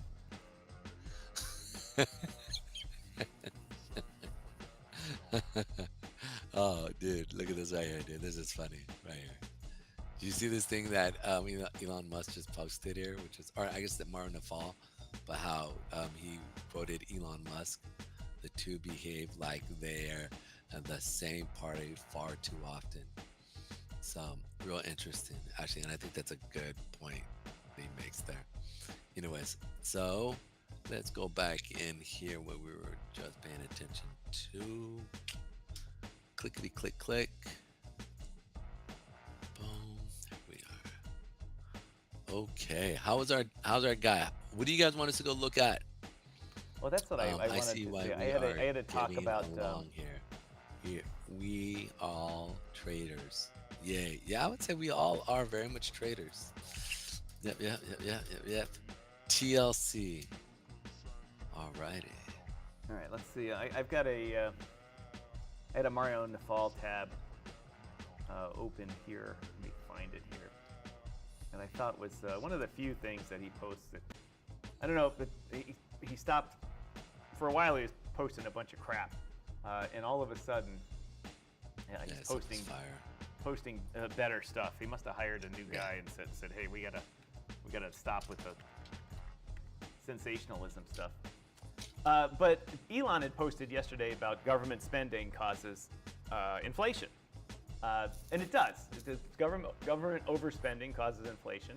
But there's also other things. There's just the reserves that the Federal Reserve makes banks keep, cash reserves. If they lower that, the bank is allowed to relend money over and over again, and they have very low reserves, and so they create more money supply. If those reserves, that they tighten them up, the bank has to keep more, they can't lend as much, cools down the economy. There's all kinds of ways. Also, labor agreements. The unions cause inflation because they negotiate higher raises than average over the economy in general. I'm not talking like hot industries and stuff like that. That's why when people say we could live in an inflationless Bitcoin market, they can't. They can't. It's impossible. It's not highly improbable. It's impossible because you can't tell someone that they're going to earn the same wage when they're 21 as when they retire at age 65. So it's not going to work. Even if they have the same job and do the same work, they're like, that's not going to work. And so Elon was tweeting about it and how they got to get government spending under control. And Mario just put a nice summary out here. 5 ways the Federal Reserve causes inflation. This is just a good little talk. It creates new money to buy government bonds and other assets, increasing the money supply and devaluing the dollar. In 2020 to 2022, they printed $4.6 trillion, which you're like, okay, so what? That's 40% of the money supply, and then it caused record inflation. Now, obviously, from 20 to 22, we had the sickness that everyone was getting, and that's the time when the government's supposed to step in and do what it needs to do to keep people healthy, or just being able to buy food and stuff. But you mean the Savasa sickness? The Savasa sickness, yeah. Sickness. So There we're we go. not using that word. But so that is terrible, 4.6 trillion. But they probably had to do, 1 trillion of it. They didn't need to replace everyone's payroll in the whole country. Low interest rates for too long, too much borrowing and spending. That's just what I was talking about. If they allow banks to borrow and spend, they borrow government money for free, lend it out, and then pay it back to the government free. It heats up the economy. Devaluing the dollar, increasing the money supply reduces the value of each dollar, making goods and services more expensive. That's the kind of on the gray area. That one has many economic theories behind it. Fueling asset bubbles. The Fed's policies inflate the prices of assets like stocks and real estate, creating a wealth effect that increases consumer spending. If they artificially keep the housing market low supply, which they're doing, all the governments, mostly your local governments, are not allowing builders to build what they want, taking too long for building permits, zoning laws, all that type of stuff. That reduces the supply versus the need. And prices go up, and people can take home equity loans and buy boats and Ferraris and Lambos and all that type of stuff, and do that kind of stuff. So that drives inflation. Stimulating demand without addressing supply constraints. The Fed's actions, like stimulus-driven money flows, increase demand without fixing supply bottlenecks. When they increase the money, that doesn't help. Manufacturing can only do so much. They can't respond as fast. So that increases the demand, thus the pressure on the prices to go up. And he had this fun meme here. Just print more, it'll fix everything. And the great money printer going. It's clearly made by AI because there's 2 heads on some of these dollar bills here. But anyway, I thought that was an interesting refresher on how inflation comes to bear, as they say. God, my machine is running so slow. I agree. It's really interesting to see what's actually going to happen in relationship to with Doge and how they go through and actually start to handle that. I think one of the biggest issues we're probably going to see is just that when people start to lose government jobs, and that lack of jobs is really going to hurt money flow, right, into other things. And as they start to pull contracts away or tell contract developers, hey, look, you're charging the U.S. government, $50 or $10 for a single pin. Yeah, that can't happen. Like, you can't do that. Like, it's going to be really interesting to see how that works. Or seeing the military go through and just throw out so much waste. It's like I've talked about being in the Coast Guard, whereas we would throw out literally entire offices into the sea. I've seen it too from the government, just in the jet fuel budget, and just I was at. Do you recall? Very few people will recall this, but President Obama was in Ireland, and they were coming out of the embassy, the motorcade, and Obama's the Beast went over a high part of the gate, the mounting of it on the bottom, and it hit the front suspension, and that the Beast at the time was made with torsion bars in it. And the torsion bar is literally just a bar under torsion and 2 things holding it, and it would hold your car up and down, don't need springs. And it knocked the torsion bar out, hitting this piece of metal, and the front of the Beast just clunked onto the ground. Not a pretty sight. Back up Beast, the president goes and does his thing. Anyway, the next day, I'm in Washington, D.C. at the Secret Service garage, and I'm in the garage, and they got the beast up on the left looking at it, and it was one of those things like you're like, oh yeah, that thing really got fucked up, and I'm like, wait, this car was in Ireland yesterday, presidential limousine, and the president's still over, he's still in Europe doing stuff. I'm like, how'd that car get here today? And they're like, oh, we had a C5 Galaxy get it. I'm like, you had a C5 Galaxy fly to Ireland, pick up a limousine, and fly back? I'm like, do you know what the cost of that is? And they're like, that's not our budget. It's the military's budget. So we just made a phone call. It didn't cost us anything. And I was like this. I'm like, and then it turns out they said, oh, it didn't really cost anything anyway because the plane had to come. It was in Ramstein in Germany and flew back to the States anyway. It was coming to Andrews anyway. I said, but you still had to divert to Ireland, pick it up, get many thousands of pounds of weight on it, burn lots of more fuel, and they're like, not our budget. And they're like, they have a military liaison guy, call him, say, hey, can you guys get it? The military schedules it. Military's like, if they had asked them, they said, is this a rush? They would have said, no, it's not a rush. We got a whole fleet of these cars. But the military's like, gotta go do it. Oh, it's such a great story. I'm like, just think of if that just one little decision cost, I'm sure that was a probably $250,000 change in budget there. What else? What else did they waste money on? Oh. I think as we start to move forward, I think one, obviously you don't run a government like a business, but there needs to be some business tactics though that need to be put in place to help with mitigating corruption. I mean, you hear about a lot of these senators. There was a law that was passed. I don't know if it was under Obama or if it was under Trump, but like there were senators literally outfitting new offices for $100, $200, $300,000, right? Going through wanting the cherry oak red to be the overlay versus privately funded, by our foundation. You don't think that's influence? The pharmaceutical industry sets up a foundation to renovate an office. It's like no government money paid for it. It's like, yeah, but you benefited by having this rock star office. You don't think you're going to go to the pharmaceutical industry and say, all right, what do you need? Between those chickens here talking over a martini, what do you need? I mean,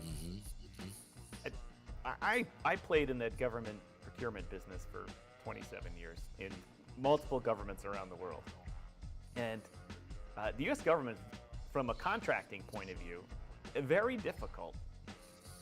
I should say it's very difficult business doing it, but it's very fair, and they have a lot of rules in it and checks and balances. And when those $50 hammers happen, it's always for a reason. It's never like somebody overcharging the government. I mean, if you go on the GSA contract where it's the catalog where you can buy anything that anyone's selling to the government, you'll see hammers on there for $5. But then they're like, we need this $50 hammer. And people are like, outrage, why, God, 50, you can get it right there for $5. And then all of a sudden you see, well, hammer must work at minus 40 degrees because it's on a Coast Guard ship in Antarctica. And regular hammers don't work. They just hit them, bang, and they break at minus 40. And so it has to be made of, mix some titanium in it or whatever, and so it's expensive. I sold a windshield to the government, one windshield for $24,000 that normally cost $8,000. And I got a call from the Inspector General's office in the government. Said, all right, what's going on here? This is out of the ordinary. Not the General Inspector General, but for the department I sold it to. They said, this is an outrage. We realized that we needed it last minute, but that's far too much to sell it for. And I'm like, hold on, let me just send you the spreadsheet, and you can see blah, blah, blah. I sent the guy the spreadsheet. On the phone, he's like, oh, I got you. All right, thanks. And it was because the government reordered a part that they had previously said, we don't need that anymore. And when they say we don't need it anymore, we don't keep the tooling because we have to pay to store the tooling. So once there's no more market for something, because as you may suspect, the government's things they buy for certain things are unique. You can't just go sell it on the market. We're like, all right, if that's taken up a whole part of the factory that we pay, square footage for, we got it in. Well, we had to remake the tooling to make that part again. That was $16,000. And so we remade the tooling, thus the part was that. And I told the guy, I didn't even charge you a markup on the tooling. I just charged it on the sale of the price, which we, to do it. He's like, I got it. So in other words, the decision making is they need better understanding if they have parts in the field that need to be replaced. Don't tell contractors to get rid of the tooling. Pay them to keep the tooling. They would have paid me an extra, probably over the years, $1,000 extra to keep the tooling. Instead, they paid me $16,000 to remake it. It's not the. See, you see where that is? It's in the operation of it. But Pedro, you mentioned the federal jobs. One of the important things about the federal jobs is nobody wants to hire former government people. Government people there's two types of employees in the government. The kinds that go in and just get a job to get some experience, and then they're going to go see where they are after school. And then there's other people that say, I got my government job, I'm just going to cruise for the rest of my life until I retire, and then I'll be set. When I'll retire when I'm 65, I'll have another good 20 years of hanging out. All will be good. And it's very predictable. They may not aspire to anything. That group of people, when they get laid off, they'll have no prospects in the world. Because what do employers want? They want go get them driven people. I mean, call centers will hire them. They'll be like, yeah, you guys want to sit on your ass all day and talk? Sure. You know what? Fine. No. I've actually had multiple friends who've worked at actual call centers, right? They go from door knocking, right? And because they couldn't hack it. So they go into call centers. And, because you learn the skill set to be able to bullshit really well as a door knocker, you go into call centers. And call centers, bro, are hard.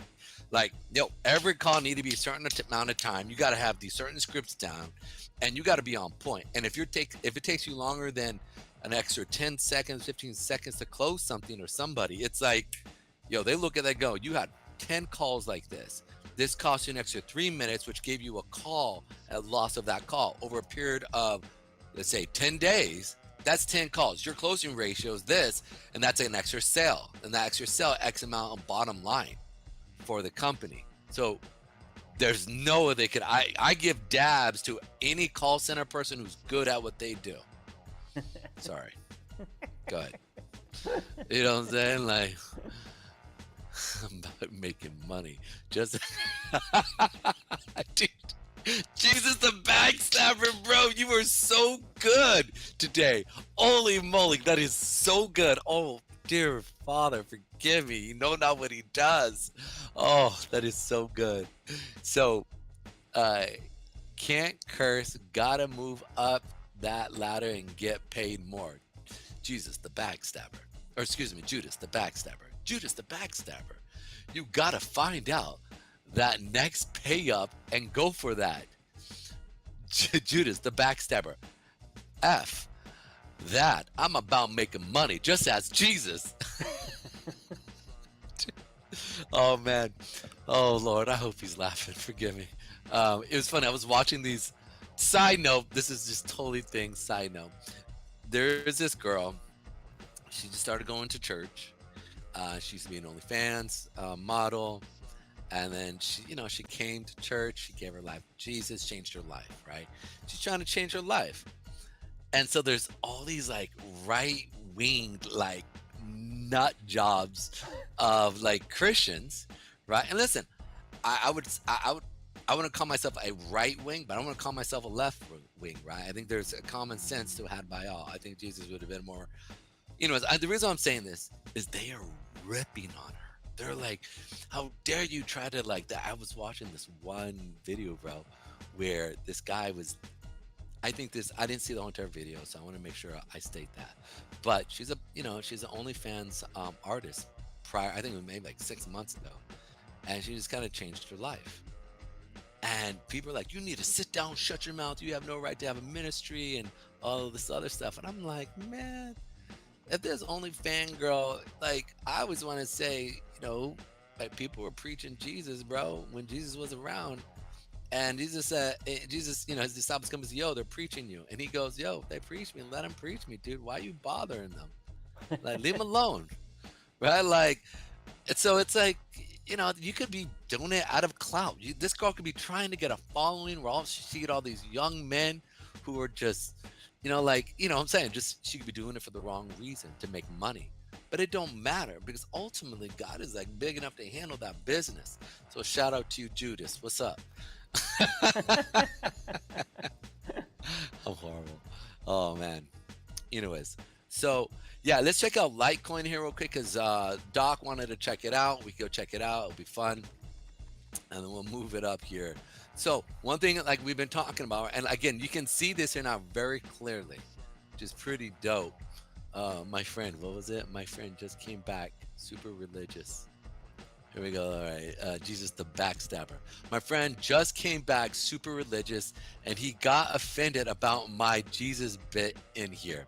I was like, bro, relax. You're tripping on me. You're tripping on me, but smoke that fat ass blunt with me right now. Get the F out of here. That's funny. Dude, and here's the thing. I have no problem with those guys too, dude. Like, a lot of times I'll sit down and be like, whether you're Reformed, we can talk about Calvin, we can talk about Luther, whether you Catholic, and we start talking about catechisms. If you want to talk about if you're, anyways, I'm going into all this stuff. But all this stuff to say, like, we gotta come back. We gotta come back together. We gotta find a way where we can come together and be a nation with differences. I always tell everybody, look, in the beginning, they were one. God split them up, made two, and then said, come back and be one. Okay? So it's an interesting thought process. Come back together. Figure out a way to take one group of people, the other group of people, and deal with each other's issues. That's how greatness is built. And that's how winning is done. And you're a winner. Sorry. And Litecoin. All right, so let's... What's up, guy? Oh, dude, it's already time. It's already 2 o'clock. Oh God. Let's bring this up here. What's up? I said time's flying by. Litecoin here working at the $90. Oh, why does it keep unformatting this shit? I don't know. Boom. So this is actually looking pretty good. So we're seeing volume increase. We're blowing through supply areas, stopping people out, selling back off. You can see that we're having a sell-off here, looking nice. I like this area right here. I'm off that 20 period moving average. With the volume still increasing, it's looking hot to trot. Let's go. So if you're looking to get in on Litecoin here, that $84 area is a good little area. You got a nice little zone right here as well, which is sitting at that $82 to $78 area. So there you go. There you go. Boom, boom, boom. That is winner chicken dinner right there. Boom, boom. And I think we could see this thing potentially as it comes down into this area to get to that next level, which is going to be that 134 to 143 area. So nice little area right there. Yep. That is as I had a foster brother once say, she had boobies and I like them. Bobby Boucher.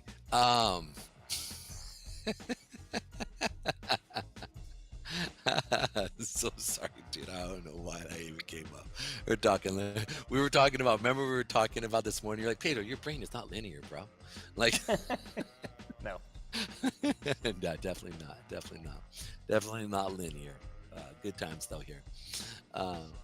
Let's see. Before we run here, let's see what's up with the mighty Bitcoin here. Yes. So check it out. My mama said. My mama told me you better shop around. Dude, you know what we're talking about, right? Happy Gilmore? No, not Happy Gilmore. What is it? Waterboy. That's one of the funniest, dumbest shows ever. It is the best. That is a cult classic. Ooh. How does it do We ain't looking high here, that's for sure, dude. We're coming down, so it's definitely gonna most likely come down to that 90 area here, and we'll see what happens here. But it's definitely coming down here off of that. $99.334. It's just so you talk about just a tease, such a tease. Good Lord, man. Look at them, man. They're playing with people's They reached emotions up here. from below and tickled the balls. That's what they did. Bloop, bloop, bloop.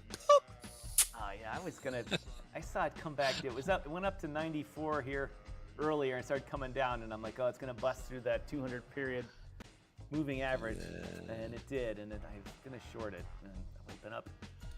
Would have made me $50, but I didn't. $50, baby. $50. 50. Now see, now Bitcoin's. I don't understand how my machine. Just a bad day for the great comment machine, or the graphic machine. What a boy. Yeah, we hit it up. I like it. I like it a lot. Kungar, what's up, brother?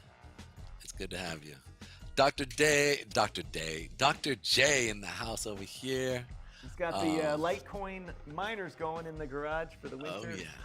And actually profitable again.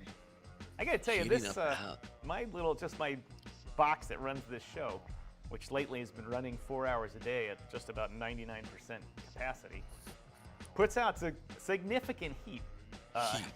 And I generally don't need to run the heat in my apartment in the winter. I do have the sun on one side of me, which helps. But even now, it's 29 degrees outside. My heat hasn't come on at all today. Dude, have you seen the heater Bitcoin miners that actually heat the house? They get up to like 115, 130 degrees, bro. Yeah, our friends at Green Miner, do you remember them? They run Caspa miners. They have videos on their YouTube channel that just talk about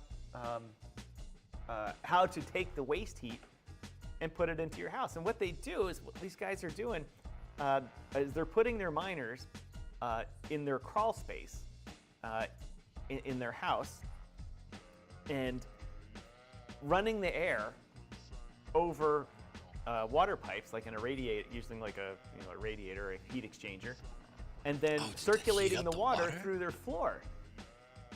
And it's not like hot, like floor heating is when you have electric heat in your floor, or you have a boiler that really warms it up. But it transfers all that heat from the miners into your floor, which then rises through your house.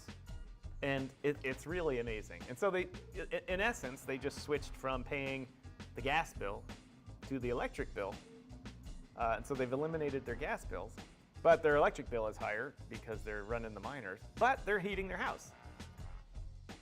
And they're accruing Bitcoin. And they're getting paid for it. Right, exactly. Yeah, I was gonna say, like, you talk about turning an expense, right, into an asset. Holy moly. Right? Like, as you accrue more of that Bitcoin, like, imagine in 10, 20 years, like, right? Like, holy, because you've already got to do all that. You've already got to do it, no matter what. It's an expense. You've got to heat the house. It's every time you open up a window or a door inside your house, it's just throwing money literally right out the door, right? Boop, let it float away. But at least with that one, dude, you're making money. Like long-term money. That's actually, I wonder what the actual percentage of increase. Imagine if you kept that and you want to sell your house in 10, 15, 20 years, and you have that set up and you say, oh, by the way, our system is actually based off of Bitcoin mining, just so you know, giving you a heads up. And so when you turn on your heat, our heating system is literally, it's Bitcoin mining. There you go. Like, who if I'm sitting there, I'm like, yeah, we're going to buy this house. Right? I mean, dude, right? I mean, you could add on whatever income you're making for that house. I mean, I just think it's absolutely brilliant idea. Absolutely brilliant. Pedro, is there the Bitcoin's dropping here? Oh, here it is. It's moving to the 8-period daily moving average. That's where it's going. No, 20 period. 20 period. No. I was going to say, no, it's 20. Yeah, I was going to say it's 20 period moving average. Yeah, that's where we're headed to. And so we've got two areas here. We've got that 90,000 area where we could see it bounce and we could see it kind of consolidate. And then the next day we see the 20 period come up and tap it. Or we see it come all the way back down to the 98 and 88 area. So it all depends on what it's going to do. We want to see if volume on the smaller time frames are increasing, right? So let's check out the volume. You can see it's really not it's not increasing. So I think what it's going to do is come back and tap this 92 to 90,000 area. Now, if we saw as it was going down, volume picking up, it's a different story, but that's not what we're seeing right now. So we'll find out as we continue, but I think we're going to come and tap that 200-day 2-hour area here. You can see it's already starting to hold. You can see on the hour you have that 400. On the 4-hour it's the 100 period moving average as we're seeing it come and tap a row. It's got to hold. We've got to see increase in seller volume as we come down, as we push through.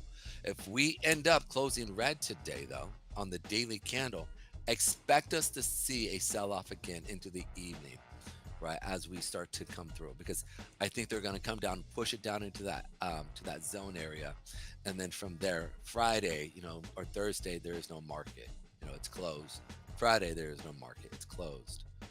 Is it? I think Friday there is no closed. Oh, no, I'm trying to think. Yo, do me a favor. Check to see if Friday, Thanksgiving on Friday, if the market's closed. I want to say it is, but yeah, no, I'm second in the United States, the market's closed on Thursday. Yeah. So this is, I think it'll come down, tap that area, and then kind of consolidate and just go sideways. So yeah, but again, it all depends if volume steps in, and we want to see that next leg down here, down these lower levels. Oh yeah, shout out to our 9. We have consistently had 9 to 10 people over at Rumble. Shout out to you guys. Thanks for watching us. Really appreciate you. I've kind of just given up, saying, hey guys, come hang out with us. Hey, there's 76 Norton in the house. Thanks for joining us. What's up? 76 Norton. No, what's up?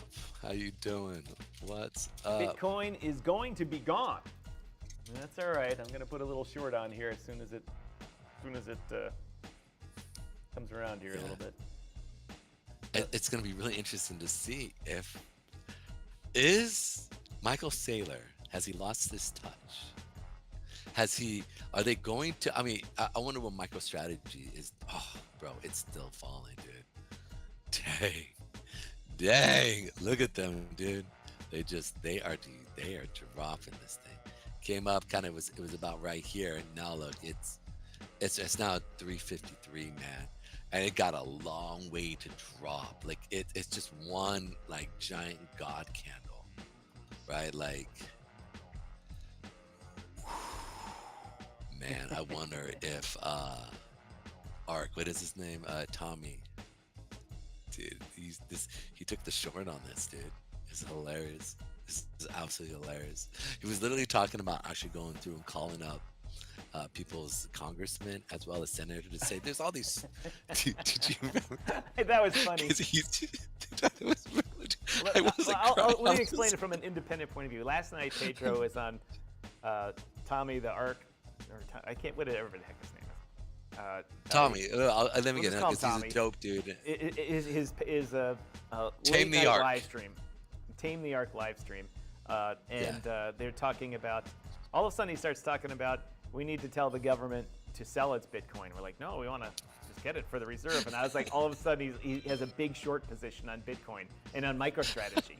And I was like, wait. Yeah. And then he said, everybody needs to call up their representatives and say, this is outrageous that we're buying Bitcoin or holding it. We should sell it. Sell it right now. Just sell it all at one bunch and take the money and do what you need to do with it. But just sell, no. Sell. Remember, because he was saying it's freezing cold. All these poor people out here are freezing to death on the street, and you're holding on to that Bitcoin. I was like, are you serious? He goes, so here's the thing. That is a true institutional trader. Like this is how ruthless. That's how they think. Like it's ruthless. Like, it's just money. It's about money because they want to make sure that their holders and their investors are taken care of. And so this is the type of thing that Jim Cramer talks about, right? In that video back in 2006. Right, just call your local, MSNBC. Go call Fox News, your buddies over at Fox News, and say, "Hey, I need some bad news to come in to drop the market." Like it's like, I just thought it was hilarious. It had me rolling. I was like, "My guy right here, dude, is ruthless about this, dude." So, anyways, I thought it was cool. It was funny. And he was serious about it. He wasn't like, just call up your guys, let them know. Just say, hey, all these poor people out here is freezing to death. You should sell off your Bitcoin. And then how much money would he make, especially on the short on micro strategies, bro? Like, I don't know where he got short at, but he got short up somewhere but in here on it and just followed it down. And it's got you've got that 293 area gap, but apart from that gap, which is significant, it can come all the way.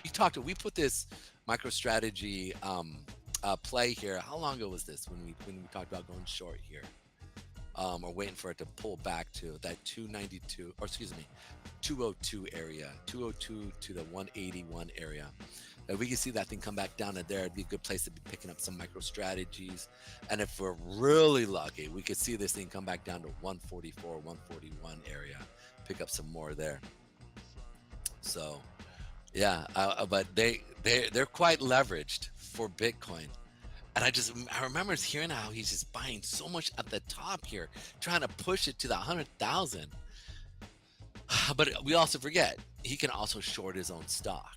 So he could very much short his own stock, like Goldman Sachs, like out of these other major institutions. Sure.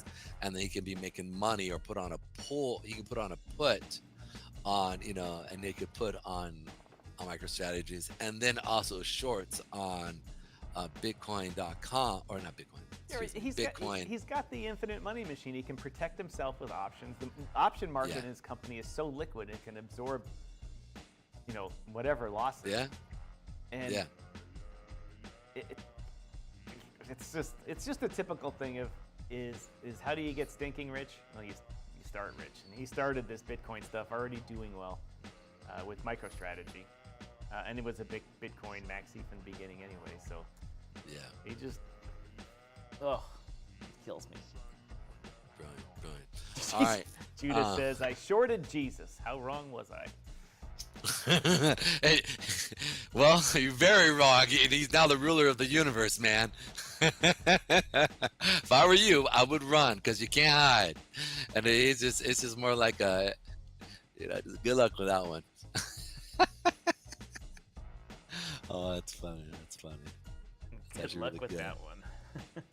Good luck with that one. Boom. Shout out to, he's right. Wait. Let's check this out. So Friday, short day. Yep. XRP is the new BTC. Sell. He's right. Well, yes and no. I wouldn't call XRP the next BTC. It's just money cycle.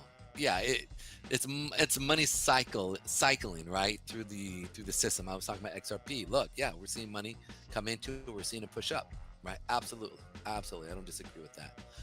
But in the same sense, right?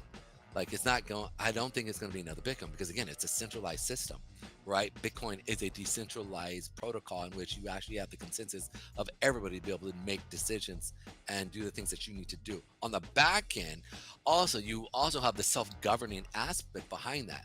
I don't think that Trump wants to go that route, right? But again, you need to cycle money through so you can deleverage. A lot of people were really long, and you had a lot of the odd lot come in and started dropping off, right? Like, just couldn't keep pushing the market up. And then you have Michael Saylor, the savior of Bitcoin, trying to come and save it and push it to that 100,000 and just couldn't. So, yeah, but it's just real interesting. Really long, and you had a lot of the odd lot. Sorry. It's all good. Well, it's about time to kind of call it quits here. But, dude, thank you so much for walking. 76 Norton, good to have you as always. Dr. J, Kumgar, and obviously the DYOR Media communication over on Rumble. Also want to shout out to Dr. J, Judas, the Backstabber. We had quite a few guys come in here. We had Soul. It was good to see you again as always. Crypto Knight, Lunchable Connoisseur. Who is that? I'm trying to remember who that was. The Lunchable Connoisseur, but it was good to have you as well. We've seen you here before. Smart guy. Dur baby. We had Miss Burgess pop up in here. and then we had a few other people. So it was a fun time. Had about Ka-Ching was in the house today. We had a bunch of guys over on YouTube and X, and so appreciate all you guys, especially over at Rumble. Thank you so much for coming in today. You guys rock the mic. XRP. We went over a couple trades here, and then kind of trying to start playing here. So good time. No Space Lounge tonight, ladies and gentlemen. Pedro and I will be back tomorrow for a Wednesday afternoon show. Oh wait, are we having a Wednesday afternoon show? Yeah, Wednesday afternoon show. Yeah, we were going to do it. Yeah, And- but not. I won't be here for on Wednesday. And Carmen and I will be here for a Wednesday evening Space Lounge. And hopefully we'll get even a single viewer over it to join us all for doing the Donald Trump dance. The Trump. I'm almost like throwing a little box in it as well.